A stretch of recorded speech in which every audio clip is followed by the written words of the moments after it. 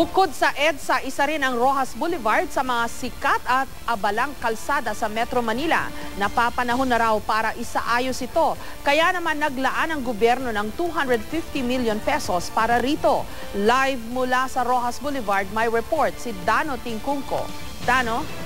Jessica, kung magagawin ka dito sa Maynila, imposibleng hindi mo madaanan ng Roxas Boulevard, isa sa mga itinuturing na busiest thoroughfares dito sa Metro Manila bukod sa EDSA. At ang Roxas Boulevard din ang isa sa mga unang sasalubong sa mga delegado ng World Economic Forum on East Asia at Asia Pacific Economic Conference na nakatakdang i-host ang Pilipinas sa taong 2014 at 2015 respectively. Kaya naman ang gobyerno ay nagalat na ng 250 million pesos para sa redevelopment ng Roxas Boulevard. Gateway to Manila ang madalas na turing sa Roxas Boulevard. Ang humigit kumulang 10 kilometrong kalsadang nag-uugnay sa mga lungsod ng Pasay, Manila at Parañaque.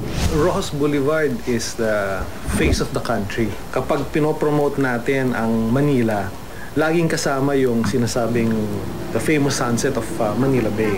Pag tiningnan mo yung equity, kumbaga, no, through the years, Roxas Boulevard has it.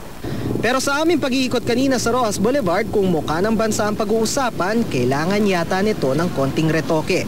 Mula sa labo-labong daloy ng mga sasakyan hanggang sa sala-salabat ng mga street light. Nitong nakaraang Biyernes, pinagutos ni Pangulong Noynoy Aquino ang pagpapalabas ng 250 million pesos na pondo para sa pagpapaganda ng Roxas Boulevard. Ang facelift na ito, itataon sa World Economic Forum on East Asia sa 2014 at tatago sa APEC Forum sa 2015. Chaos nga siya eh. Ang present condition is parang chaos siya, parking dito, parking doon, ano. Hindi siya organized. It will be a tourism destination, kaya dapat pagandahin talaga. Ayon sa DPWH-NCR, nung nakaraang taon pa raw nila sinimula ng pagpaplano sa facelift ng Roxas Boulevard. Pero bumilis ang proseso nang mismong ang Pangulo na ang nagpalabas ng pondo para rito. Sa halaman, umiikot ang tema ng pagpapaganda sa Roxas Boulevard na nahahati sa tatlong phase mula P. Burgos hanggang Buendia, Buendia hanggang EDSA at EDSA hanggang Airport Road. Bukod sa paglalagay ng mga halaman sa Center Island, lalagyan din daw ng mga plant box ang Baywalk. Aayusin at pag-iisahin ang itsura ng mga street light, traffic light at overpass sa lugar. Tulad ng Copacabana sa Brazil at Orchard Road sa Singapore. Pagdating doon sa mga overpasses, kailangan pare-pareho yung itsura. Yung lighting dapat pare-pareho. Yung mga plant boxes, no? Dapat pare-pareho din ang itsura. Yung Baywalk, like I said, ang gusto nating mangyari dyan is to make it more pedestrian friendly. Magkakaroon ng, siyempre, mas mapuno, mas maraming halaman, mas maraming siguro mga bulaklak, no? Mga flowers. Isasaayos din daw ang labo-labong sistema ng daanan at parking sa service road ng Roxas Boulevard. Lalagyan ito ng designated diagonal parking area at lalawakan ang mismong daan ng mga sasakyan para lahat ng bahagi nito maging two-way. Maging ang Center Island, pinag-aaralan ding lagyan ng mga halaman. Kasama rin sa plano ang pagpapaalis sa mga informal settler, mga ambulant vendor at mga natutulog sa Baywalk. Pero paglilinaw ng DOT, sisiguraduhin may malilipatan ng mga maapektuhan. Dapat kasi tanggalin eh, doon sa area yun. Kasi carriageway yun, service road yan. Pero sa bangketa, sir? Tatanggalin din, kasi yun ang walk naman. Basta nasa loob siya ng road right of way, hindi dapat na magkaroon ng bending area.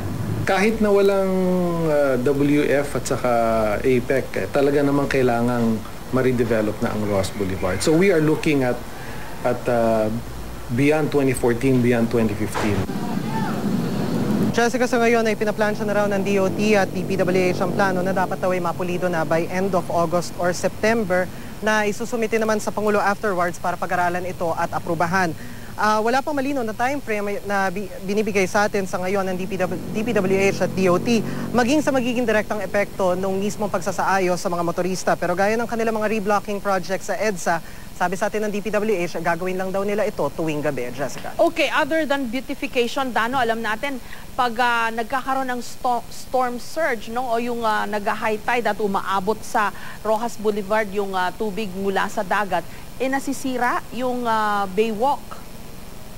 Yes, tama ka dyan, Jessica. No? Actually, dalawang ahensya ng gobyerno ang nagpaplano na ngayon na ayusin or i-improve ang Baywalk. Isa na dyan yung Manila City Government na pinaplanong i-revive ang Baywalk, maglagay ng mga kainan doon. At the same time, mas palakasin pa o mas patibayin pa yung mga seawall na nasa mismong breakwater ng Manila Bay. Ganon din ang isa sa mga pinaplano ng DOT at ng DPWH sa kanilang Rojas Boulevard Rehabilitation o Redevelopment Project na hindi lang siya surface sa mga street lights or stoplights or even yung mga plant boxes.